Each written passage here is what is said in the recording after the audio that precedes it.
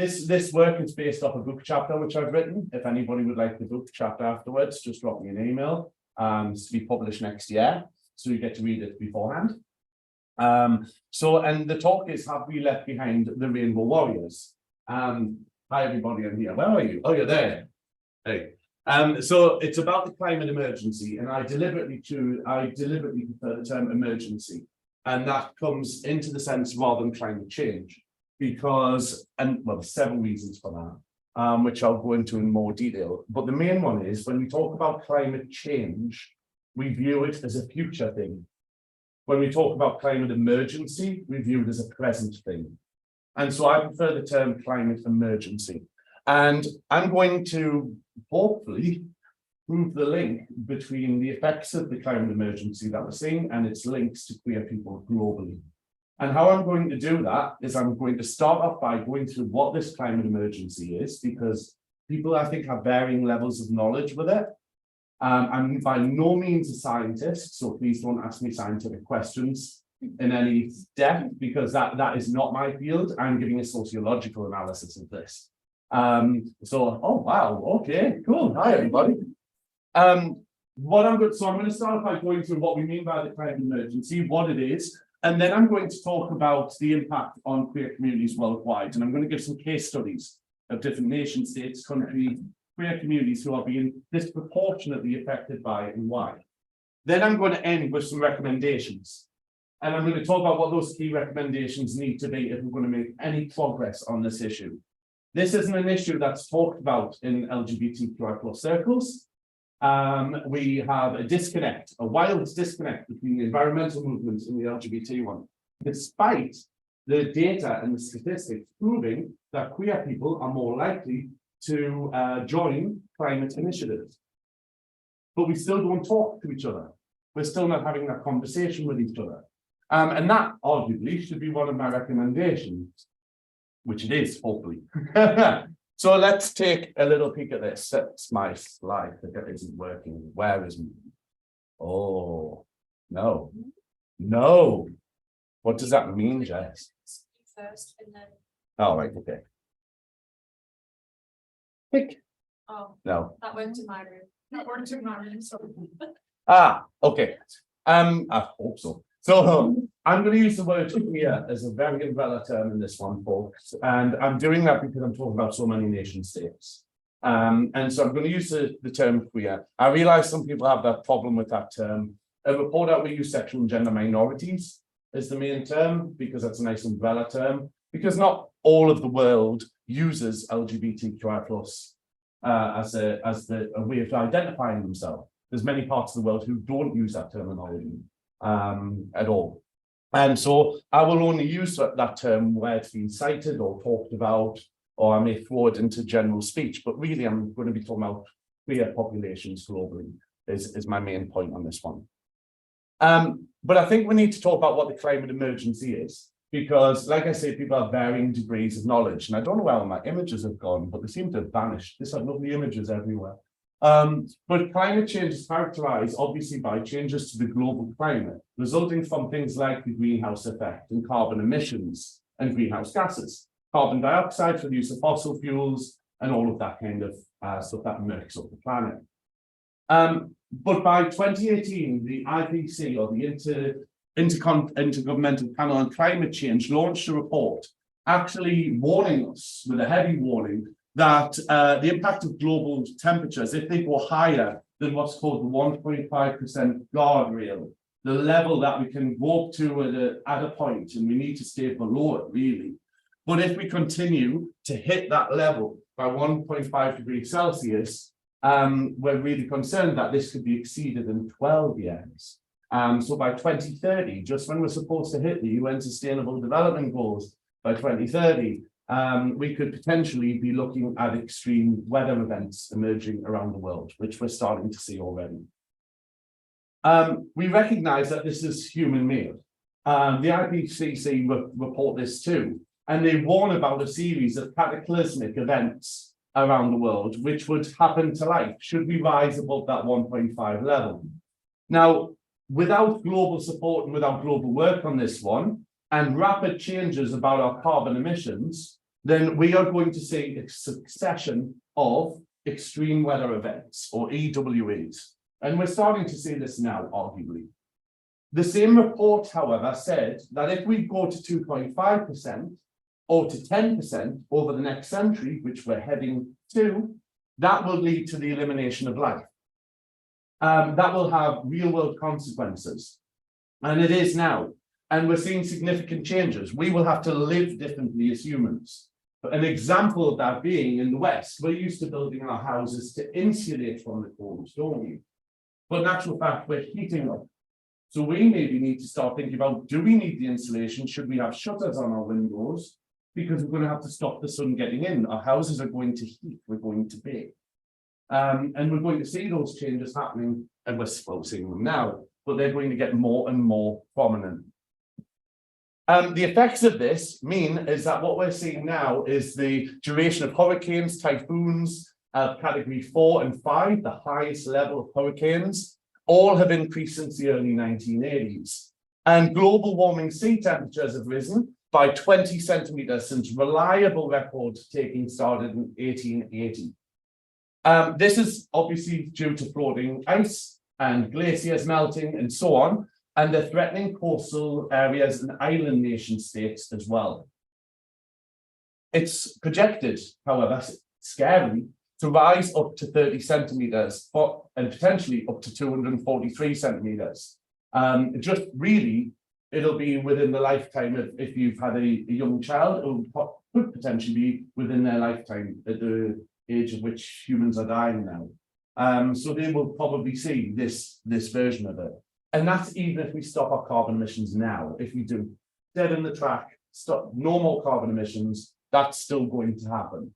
Because just because we go, oh, well, we have electric cars now, doesn't stop anything. The process still continues. It's an after effect continuously. Worryingly, 4 in 10 people across the world live within 100 kilometers from a shore. That has significant factors on their lives when you think about it, which means higher risks of flooding, sea levels will continue to rise, and about 600 million people live within what's called a low-level coastal zone. And many people on coastal floodplain, which is likely to flood or regularly floods often. See, for example, people who live around the Nile, for example, would live on areas such as that. But the human impacts of this have led our lives to see increased conflict. There are huge parts of the Nile River, again, is a good example of this. We're seeing water wars fought over who has access to that water. Sudan wants to build a dam that has impacts on other countries who live off the Nile.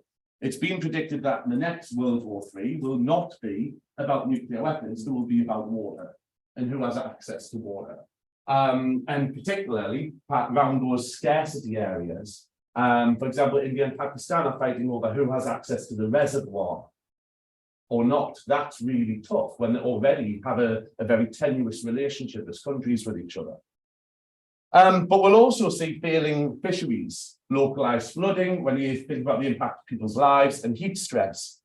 So what have we done about this? Optimistically, the Paris Agreement, for those people who don't know this, in 2015 was a landmark achievement. It finally got countries around the table and got them to agree to something, which is hard.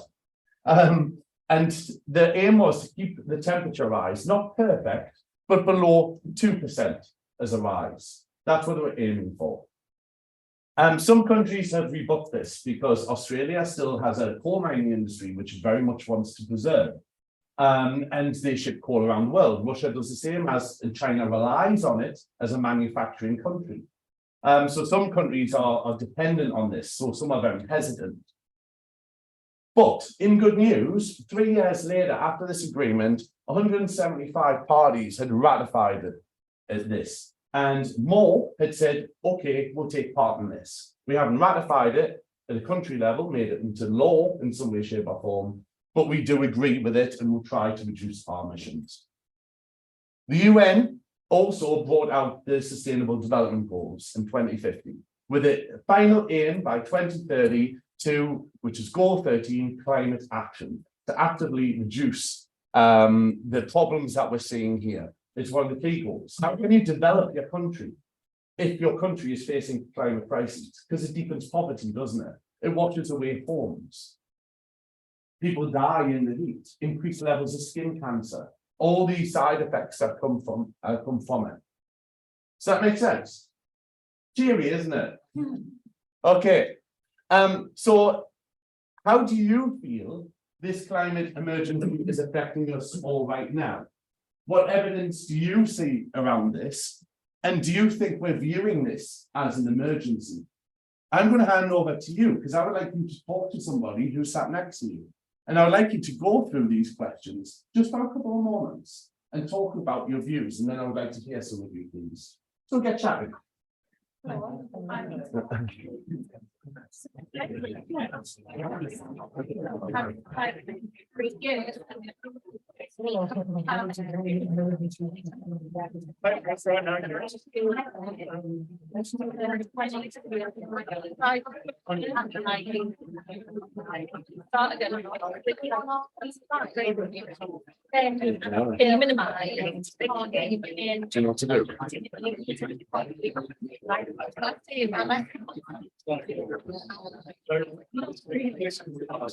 Just put it glass here.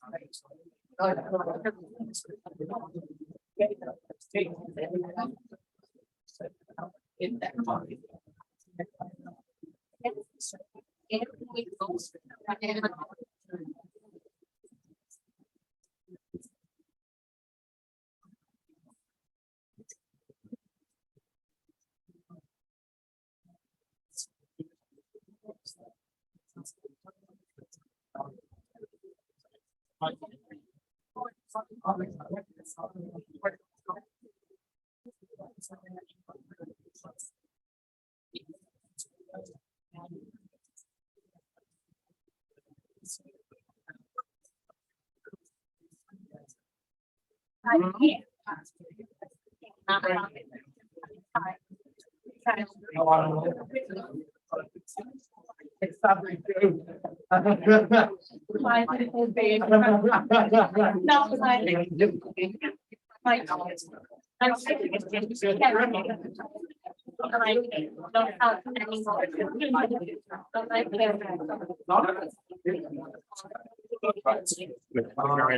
So it's just running off my brain.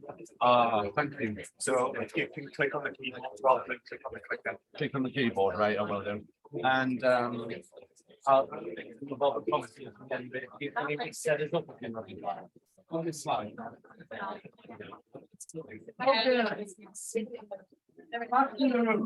So, in your view, how is the climate emergency affecting us right now? Someone raise your hand. Tell me, how do you feel about it, Ilya? I'm famine Yeah. happening now because of the desert and resource of water. And that will cause immigration and migration. Absolutely. We're seeing desertification happening across the world. And for those people who don't know what that is, that simply means that the land itself is turning to desert and the desert's increasing. There's been attempts to stop this from happening. For example, a lot of nations in sub-Saharan Africa, particularly around Sahara Desert area, have planted the Great Green Wall, or they've started to, on this idea of if we can, because it's been proven that the more trees we plant, they stop desertification from moving. So they're planning to build, they're planning to build a wall greater than the Chinese wall, made up of greenery. And China are planning a version similar. Saudi Arabia are planning on doing something as well. Keep going, I'll tell you when. Oh no, go back. There, perfect. So absolutely, it's having an effect on everyday lives. What else? JJ. I mean, to what like the massive differences in America, like with Texas, and they had like really harsh winter. It was freezing recently with like the wildfires and stuff. Yes. That was like those extremes was kind of the best thing that I.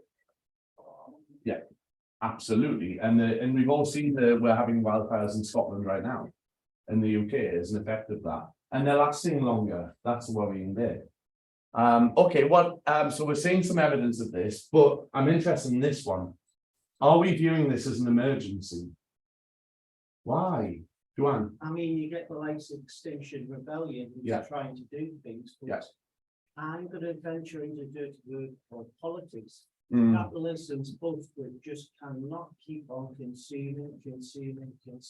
mm, When you get corrupt governments that's literally supported by multinational corporations mm, that literally don't give a care about people, whether they be LGBT, about the little $1 a day. yeah, They're literally just out for the last thing till the planet's gone. yeah, absolutely. So maybe our attention is distracted by other things. Yes, Jodie. I also think some of the worst impacts of this we're seeing in different countries, and so we're turning a blind eye to it, and Huh. well, it's not impacting us, so Yeah. we're not fussed about that, we're not bothered, and I don't think people will take it seriously until something major does happen, like we face something like famine or Quite agree. something like that. Absolutely. Yeah, I think we're turning a blind eye to a lot of. Yeah, absolutely. Okay, brilliant. Yes, please. Nigel. The language we use in terms of the weather, it's a nice day when it's hot and sunny. Yeah. It's been dry in Newcastle for until this week for 10 weeks. We've had no rain. It's not necessarily been warm, it's been dry. And then when it rains, it's miserable. Yeah, And the weather forecasters tell us it's miserable and wouldn't it be nice if it was hot and sunny? I know. And actually, this is the impact of that. Yes, it is. Absolutely. I don't feel like we could partake in modern society if we wanted to stop having an impact on the climate. Mm, Like everything, every Mm. structure, every societal structure has an impact on the climate and a negative impact now. Yeah. So unless you want to go off the grid, cut yourself off from everything, Live in not a cave. have a mobile phone, don't have a car, yeah. then unfortunately, like we are all just Yes. contributing to it. We'll by always, existing, yeah. when we'll always do that, we'll always have some form of impact on it. And we always have, but it's been negligible. Because over the last 200 years, it's accelerated quickly since the Industrial Revolution, and that's where the problem is. Yes, please. And I'm just going to agree with that, and I think that as a society, particularly we talk about it very in against about self support to Yes. got polarized society with people who are really keen to, embrace things that are going to affect all of us. We've got a lot of people who are very not going to get sacrifices, so they're going to give up their foreign holidays or decide to go cycling or something more environmentally sustainable than fly to the other side of the world. Yes, that's true. Good point. Good point, Greg. I think the rapid turnover of bad news stories all the time. So for example, a couple of weeks ago, there was the intense wildfires in Canada, and some of you may have seen the pictures in New York of the orange skies. The country is literally on fire. You think that the media and politicians would pay attention, but then it's nope, on to the next thing. Within the next day, no one's talking about that anymore when the sky was literally orange. And people just moved on so quickly. I might have to stop people so I can move on and keep to time because I'm obviously bad. But that's a great point. In fact, that's the frustration of many science journalists who say we feel that we put the reports forward, but all our editors say to us is we don't want to hear about climate change again because the public won't buy it, they'll get bored of it. And then in a generation of all of us, where we have shorter attention spans only around information, and we want bite-sized knowledge and sound bites and quick and easy access to things, that becomes much more difficult. Now, I'm going to get a little sociological on this one. This has often been called a back of the mind issue. And that was called originally by Anthony Giddens. And he called the climate emergency as a paradox. It's entered our mainstream debate. And we all have a viewpoint on it quite clearly. We all know about it. However, even our governments are making movements toward it. But why do a majority, it seems, or appears to be, of the world's population not seem to be pressing for it? Why is it led often by minority climate groups and so on? And he calls this the Giddens paradox. He says there are three problem areas which remain at the core narrative when we're talking about the climate emergency.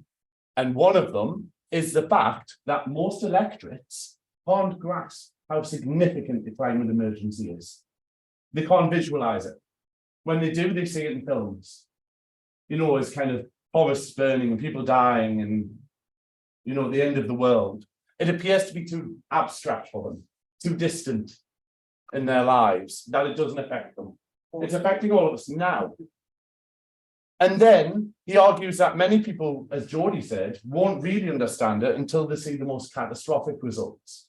When we go above that 1.5%. When we start to get 3%, where we'll start to see the termination of certain species of animals, where animals literally go to extinction. Secondly, he argues that another unique challenge is that it's really not the subject of a debate, which can be pushed away, and it tends to be pushed away and dealt with later, largely. And then these things become a back of the mind issue, he said, which means it's less attractive for us to act now. We go, oh, we'll do it another day. We'll act on another day. It doesn't concern us yet. And the longer the issue, this debate gets pushed to the back of the mind, the more pollution and carbon monoxide and dioxide is happening around the world. Our emissions are getting worse. So you end up with this paradox. People know about it, but this is happening at the same time. Everyone get it? Great. So he also finally says we have people who are free riders, who have ample opportunity to tackle climate change, but they wait for other people to do it instead. And so they free ride the issue.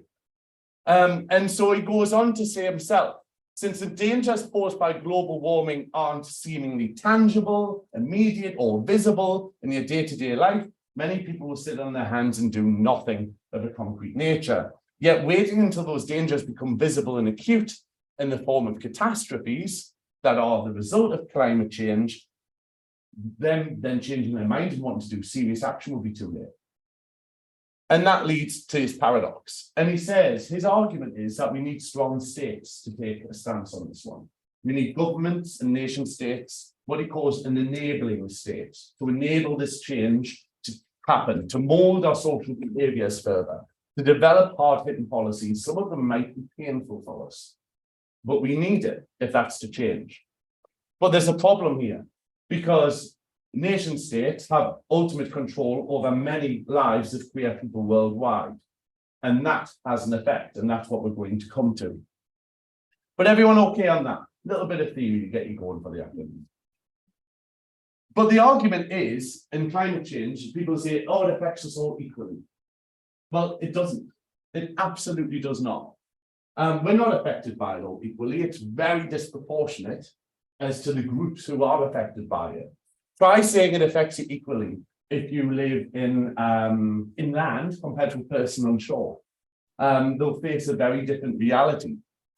But the climate change debate has been very, very heteronormative. It's been very cis-normative as well, and I'll come to what that means. So for people in the room who don't know what that is, it means it's focused around heterosexuality. It's focused around the binary idea of gender as well. And I'll come back to what that means. The climate justice conversation doesn't have voices from marginalized groups as part of it. And they tend to be pushed aside. People with disabilities, how it's going to impact them, Indigenous people, migrants and refugees in particular, who we know there is such a thing as a climate migrant, but the UN won't recognize it, because as soon as it starts to recognize that fact, that means any country will have to take them in. And you can use the argument of climate change, that's too politically hot to even hit that area. But LGBTQI plus people or whatever are open to this and are affected by it. So quite clearly, it's an uneven facing factor. As the planet gets hotter, the earth gets more dangerous, we're not all feeling it the same. I'm not sure if Mr.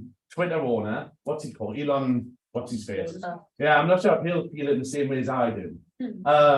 So what we're seeing, though, is that even discussions at the UN level aren't being put, bringing in the voices of queer people in climate change. So I did an experiment. I tapped into the UN website, LGBT and climate change, queer people and climate change, LGBTQI plus climate change. How many results did I get? Zero. Big fat zero. Nothing at all. And so it's remained as a focus on women and girls. Cis normative. Women and girls, meaning very strictly cis women and girls. So it's made some movements, but there's been no focus on queer lives. So already written out of the story from the beginning, aren't we? We're raised from the discussion in the first place before we even get to the table. So that takes us to the Gully Queens. So here's some case studies. Welcome to the Gully Queens, everybody. The Gully Queens live in Kingston, Jamaica, the capital of Jamaica.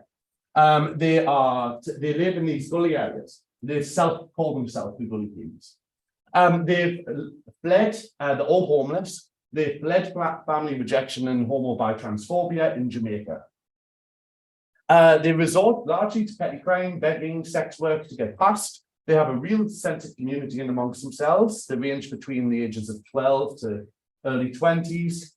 They have a little queer community in the city's gullies. These gullies are 6 to 9 foot wide and they lie below the street level. Their purpose is to drain the rainwater and the city's sewage out into the sea.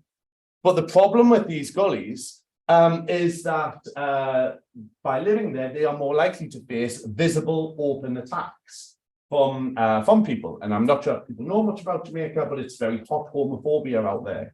And so they are also vilified by the press. They face raids and confiscations from the police. They have a bit of a hard time about it, to be honest. But that doesn't add to that isn't just the only problem. The only other problem to the Gully Queens is that all of Jamaica's population are facing hotter temperatures and droughts, but increasingly floods related to climate change. These gullies flood quickly. Many of these Gully Queens, caught off guard, drown because they've got nowhere else to go. They are both a victim of the state's treatment of LGBT people and also the effect of climate change coming together. So these are supposed to be a refuge for them, but they end up becoming a hazard. And they're real risk of drowning and of sudden flooding due to extreme weather events, which can happen in seconds. It's flash flooding we're talking about, not a gentle, oh no, we're in danger thing. We're talking about flash flooding. And this is a real serious risk because the Jamaican state have held up LGBT people to be anti-Jamaican. And there's a real familial rejection, so they have nowhere left to go. That to me is a tangible link between both institutional homophobia and the effects of the climate emergency feeling disproportionately affected by a group of queer people, right? Make sense? Good. Okay then. The other problem we face worldwide is homelessness. It's increasingly clear that we are on the front line of this, folks. LGBT people, queer people, whatever you want to call it, are more likely to be made homeless than any other group. In the UK, we face the same level rates as people who are ex-armed forces as homelessness. Across the world, it's quite similar, and although it's patchy, some of the figures are interesting. We think about 2% of the global population are probably truly homeless, as in truly homeless. And we think when it comes down to, although the data is fragmented in queer populations, we think probably about 20 to 40% of the homeless population are queer people. We think globally. It's the best we can go on. There's a problem here because they usually live in temporary housing. And that means they're going to be strongly affected by natural calamities. They're going to be clear victims of air pollution, which is on the rise, causing breathing problems, respiratory issues. So they're going to be, again, disproportionately affected as well. The precarious economic position that they find themselves in will lead them very often to choose sex work and begging, which means the heightened risk of criminal prosecution. And then on top of that, they're going to be exposed to hostility from the police, aren't they? And from services, which means should a climate disaster happen, who do you seek refuge with? You can't go to the police. You're already a criminalized person, you have a record. They're more likely to turn you down. Aid agencies have been proven to knock people away. So you've got all of this, your circumstances have led you to this, and then when you want to go seek the support, it's simply not there. Everyone understand? Good. So let's look at the Gunayala in Panama. I was actually stood there. The Gunayala, give me this. The Gunayala are indigenous people in Panama. They are native, they've been there long before the Spanish ever set foot in Central America. They live in this area on the islands. The islands themselves are beautiful and very pretty and nice for tourists and blah, blah, blah. But the Gunayala have 3 ideas of gender. They have male, female, and a third gender. And the islands themselves are deeply ceremonial. The Gunayala will lose these islands in probably about 30 years' time. The islands are going below the sea. The boat actually dropped us off at one point and one of the islands was sunken. So you can actually take a photograph as if you stood on top of the ocean.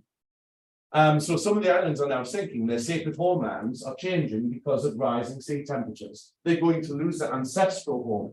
They're going to lose the concept because they were largely left to their own existence by the Spanish, who didn't quite know what to do with them. So they persecuted them, but then left them alone on their island space. So we're going to lose a whole history of queer people who lived there and maintained their traditions and communities and their idea of gender nonconformity, which we could potentially absolutely and utterly lose. But also we have needs in amongst us, don't we? International aid, after a disaster, when international aid and humanitarian aid comes into this, we see that aid is lacking. We saw this lack of visibility in some examples that I'm going to show coming up, where we've seen people excluded from resources afterwards, after natural disasters or climate-related disasters.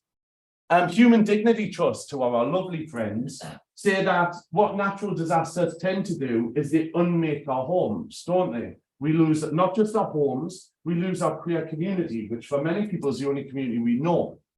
And on top of that, they lose their wider sense of belonging. It's not like you can just return to your family patch that your family have, you lose everything else with it. And so that in itself does this through certain ways. Through the destruction of the residences, which may be safe houses. It could be your own centre where you go, or your bars where you meet, or whatever. But it also elevates anxieties because people worry, what happens to me if I go to a refuge shelter after a disaster? Will I be recognised as a woman? Will I be treated this way? Will I be viewed this way? And because we saw this happen in Panama. Panama did a COVID lockdown. And they had days for men and days for women to leave the houses. So the Gunayala were going, well, which day do we go out on? Whichever day they went out on, they were arrested. Trans people, local trans people, the police would say, you don't pass, you're this, go home, or you'll be arrested. So we see this exact same thing happening in refuge shelters after climate disasters too. And this also means you'll lose your community infrastructure, which very often is really informal, isn't it? That you cling on to meet people. This reminds me of the Aravani of Sri Lanka. The Aravani are a third gender who live in India and Sri Lanka. They were badly affected with the fate of the Aravani, as I call it. They originally faced, although it wasn't climate related, but they're an example and point of what could happen, I would think. They faced the Boxing Day tsunami of 2004. The Aravani were already marginalized within Sri Lanka. This is a case in point where the state, humanitarian and development organizations left them behind completely. So after the wave swept Sri Lanka, which was heavily affected, with 80-foot high waves in some parts of the island. Many of them were then denied access to social medical support because of the entrenched discrimination from the Tamil Sri Lankans who lived there. This invisibilization meant that they didn't even appear in damage assessments afterwards. So they weren't able to get the things back or any kind of compensation for what had happened. Post-disaster relief meant that they weren't allowed into shelters. They had to sleep on the streets, which obviously, if you can imagine, it was cholera ridden because it's seawater and lying there for ages. They were already oppressed, many of them who lost their only ways to make money, which was beauty and dancing. They lost their dancing clothes, they lost their makeup kits, they lost the things that kept them, and they couldn't even get that fund back. So that meant it pushed them into more precarious poverty as a result of that. And they were already living on a fine line. And then, if they wanted to get government food aid, they had to be registered as a resident of the municipality where they lived. But that meant sharing your address with the police. Many of them actually couldn't reveal who they were to the police because at that time in Sri Lanka, homosexuality was illegal. They'd be arrested. So you can't even get the food aid afterwards because you're already invisible or criminalized by the state. Make sense? Yeah. Terrible, isn't it, when you think about it? Other research from Human Dignity Trust has showed that this also increases and boils up homo bi transphobia. What we see is it rises to the surface. We've seen examples after Hurricane Katrina, for example, of perpetrators of homophobia using their pre-existing stigma to act in whichever way they want without impunity. The states have no, well, at that point they're too busy, so they can do whatever they want.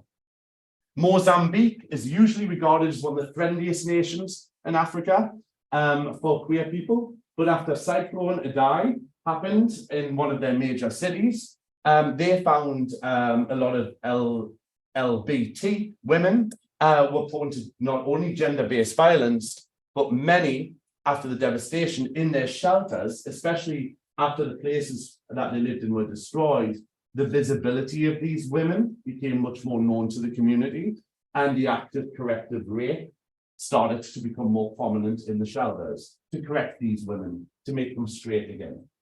And so the actual impact of the climate disaster, which was compounded by climate change in this case, actually had real world effects on these women right at the bottom. So how am I doing for time?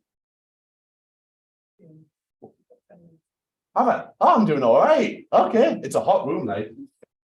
In the aftermath of the super typhoon Uganda in the Philippines, we even started to see gendered relief efforts coming from development organizations and humanitarian aid ones. Queer people not only faced the superstorm that destroyed their homes and businesses, including loved ones, they also faced unique challenges due to their status. Despite a focus on gender, which was a good start, let's focus on the most precarious people first, and they said women and girls. That was all about cisgender men and women who they were looking for. And so the relief efforts focused on that, which meant that many in the Philippines has a number of different gender non-conforming peoples. They were unable to access the housing benefits and sanitation facilities even afterwards. To even get a shower and use a toilet, they were denied entry to it. Then when you want to seek safety, Hurricane Katrina in the USA, you may remember from the images itself, swamped up immediately with there's still whole areas of New Orleans that you can't get access to. There's a whole theme park underwater that's still there. Many people were forced to live in the football grounds and stadiums to hide and gather. And that was to offer them temporary camps on kind of dry land. When seeking safety, though, many trans individuals were denied entry or access to these emergency shelters. 2 trans women were arrested for using the bathroom of their gender at a temporary emergency shelter. And then on top of that, queer people were blamed as the cause of Hurricane Katrina. So religious preachers went, see, it's because of you this hurricane happened in the first place. So they were then denied from faith-based organizations who offer shelter and food and things like that, and weren't allowed access to it because they didn't have ID that connected with the gender that they saw. So not only is it the case that you're affected by it, you're then blamed for it in the first place. It's a bit like when the United Kingdom Independence Party blamed the rain or floods on gay people, didn't they? Which was always interesting. Then what made it worse is that people who were in relationships and in family structures, so queer people in that, they were isolated from the USA state disaster relief. They couldn't get the benefits from married couples that were offered to them. It's because their marriages were never allowed. They weren't recognized. And that wasn't legalized until 2015. So even after the event, there was again no compensation, no access to recourse afterwards. When seeking support, we saw this in Haiti in 2020, and Haiti is a country of many problems. But emergency housing and relief, we saw people after the horrendous earthquake out there weren't given access to relief. Again, this is not necessarily climate related in this case, but it does show the bigger picture of what's happening. In Nepal, when the earthquake happened there, a farmer who actually regard themselves as third gender was excluded from helping to even build the cover and the shelter in the first place, which were designed to protect the community from extreme weather events. And these are sex segregated alongside cisgender binaries. We need to be doing better. And the floods in Queensland and Australia, it was actually revealed that 43% of people didn't feel safe during disaster and recovery processes. They feared shelters, they feared going to it. They thought they would be revealed. Or many didn't want to sleep in them overnight. Because remember, you may be staying in these things for weeks upon end until any form of normality goes back to normal. During Hurricane Maria in the Caribbean, many pharmacies were destroyed. So as a result of climate hurricanes, the people couldn't get their antiretroviral treatments for access to HIV as a result. It also meant those people who are on a hormone replacement therapy couldn't get access to that as well, which you can imagine the mental health effects of that on people too, both for people living with HIV and with access to hormones. So you can see, and my point being behind all of this is we're not all feeling the climate emergency equally, are we? It's very clear the narrative of this affects us all the same actually doesn't apply. When you dig beneath the data and the evidence, we need to be doing a lot better. And for me here, there's several lines of support we should be thinking about. Because this, to me, if Anthony Giddens calls it a back of the mind issue, my viewpoint is that we are beyond the back of the mind. We're somewhere well back there. We're not even considered and thought about. And if we are going to be seeing the Earth's temperature rising, which we are, we're all going to bake in our own skin. We're more likely to be made homeless, and we're going to sleep in the streets, which have more pollution out there, more suns which are going to burn us or flood us or harm us. Then we are seeing the front line of the climate emergency as queer people compared to pretty much any other group. So why are we included in the conversations? Why are we erased from the existence of it? Why are we talking about it as a queer community? Because we're not. And we need to be connecting the dots a little bit, I would say. So what needs to happen, I end with, before any questions? First of all, we need the governments, obviously, to get involved with this one. We need more inclusive climate disaster approaches with this one. We can't be just thinking of gender as man and woman. And let's deal with sex segregated camps. That's clearly not working. We need a more intersectional approach from all of the actors involved. We really need to be placed at the front of the climate change and climate emergency discussions, not at the back of the mind. We need to be agenda setting.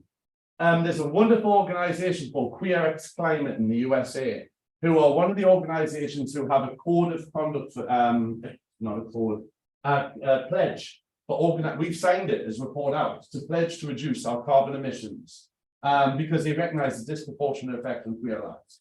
I urge you all who's part of a queer organization to sign that pledge, because every year you have to report on what you've done to do that.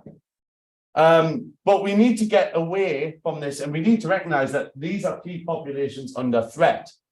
Nation states need to decriminalize their colonial laws, first of all, because that means that we can't even get to the table to have those discussions in the first place. Because as soon as we get to the table, we're marginalized, stigmatized, and then arrested and worse. Finally, we need to be thinking about localized issues. What's happening in Panama is very different to what's happening in Nepal. We need to be thinking about how localized issues are affected by us in climate change. And, you know, so we make sure that populations don't slip through the net. When the British Red Cross come in and set up their camps, we need to be talking to the British Red Cross going, do you know what you need to be doing? Is you need to be thinking about the local context. There's a group of people here who recognize it's third gender. You need to be setting up your camps for that.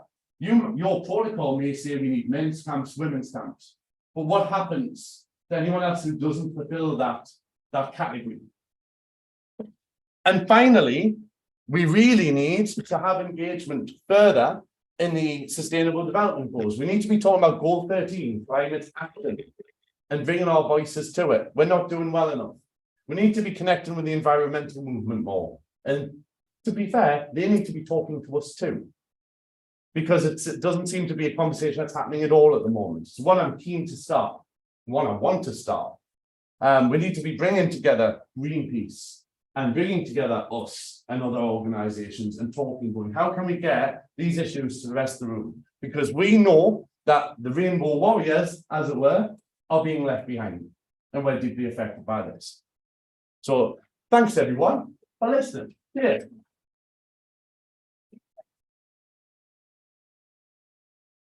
If you would like to read a report on our website, it's on the ReportOUT website. We think it's first of its kind. We took part in a research project examining the effect of the climate emergency. We called it Green in the Rainbow. You're more than welcome to read our report. It had much more of a UK focus due to the funding, but we put in global examples right throughout. We didn't ignore that. And we did a survey of organizations, LGBT ones, saying, how prepared are you for the climate emergency? The results are horrifying. They're not. Even organizations you would think would be, like homelessness organizations that deal with queer people, you would think would be talking about climate change. They're not. Why aren't we talking about it? And that, I mean, I'm not even going to get involved with development organizations and humanitarian aid ones, but we need to be getting the conversation further. So, okay, time for questions. Anyone have any questions or any thoughts or comments? Doesn't have to be a question. Other than it's hot in here. Welcome to climate change. Or climate emergency. Yes, man. How do we tackle the problem with big companies like McDonald's who producing too many cattle that maybe and in turn creates global warming? Yeah. It's not just queer people, everybody suffers from this sort of corporate organizations. Yeah, everyone does, but it knocks down to us importantly. That's a question with, oh thanks, with numerous answers, I guess, but the key one is we need to eat less meat. Yeah. Simple as that. If we reduce, we are obsessed with meat, obsessed with having it in every meal. If we were to reduce it 3 times a week, you actually amount of carbon emissions lowers significantly. And if you buy meat which is locally produced as well, it's not being shipped from another country, then that's easier to do as well. That helps. So there's quick, easy wins, isn't there? If you want a nice, easy win to do now, right on your phone, change your web browser to a Ecosia. And use Ecosia rather than Safari. We change all of our computers to tell all of our volunteers to use Ecosia. Every time you use search for something on the internet, they plan traits, the carbon offset. And I know it's not the best answer to carbon offset, but start. Something you feel you can do. We need tangible stuff, don't we, I think? Because it's a back of the mind issue when it stays so big. And we think, oh, that doesn't affect it. Ilya. When we talk about climate change, we from other countries, it's look like a privileged talk. In the West country, they can talk about climate change, but when people cannot find daily food or have anything, that's for them. It's something to in the future to talk about. Yeah, they cannot meet their needs today, so it's kind of from African perspective, it's people, they think that, oh, that's privilege, that's a Western problem, but Yeah. it's facing them, but they would be saying that, and the media as well, Mm, they don't show the others, any sexual minority activists or Mm. black activists or Asian activists or mm, any fellow activists mm. in their perspective. All you could see it's white, straight, or Yeah. it's some unrealistic. Yeah, absolutely. No, I agree. And yet the thing that's driving social problems in the first place is a climate emergency. And therefore the cycle repeats. It's driving my problems, but I still need to eat. And then I can ignore it and then it goes back around again. And it's like the serpent eating its own tail, isn't it? It really is. And so, but yeah, the representation doesn't help. That it's pushed up as a global north issue, which actually we are the cause of it. The global south actually produce very little carbon emission compared to other countries like Russia and China in particular at the minute. And so, you know, and historically we caused a lot of it. This stuff's still catching up. Even if we stop now, remember, the effects of it will still be felt for hundreds of years. It's not going to end. But what I think sad is that we're going to lose all those beautiful communities who've lived on island spaces for thousands of years. And I remember watching the COP26 debate when it was in Glasgow, the COP conference happens every year to discuss where are we with the climate. And I remember the island nations screaming for help, saying we are losing our island spaces, people are losing their communities. And with that, wonderful groups of gender non-conforming people who've been there for thousands of years are going to go with it. Or they're going to get pushed into the mainstream society and they're going to lose all of their sense of their beauty, of what makes them there. And I just think that's really sad. And when you're seeing the president of a country on TV in tears going, please help us, we're a Pacific island and we're going to sink underwater, we still don't do anything. But I'm going to then- sound a bit more realistic, but to me, I just thought that was shocking. But then on the reverse of that, you see an ex-president of a specific country Oh. claiming that none of this exists. Mm, And I just don't understand how we can it seems like an impossible battle. Mm. Like, you think about all these things and maybe they are too gargantuan to even sort of try and tackle in my head, because you've got a cost of living crisis.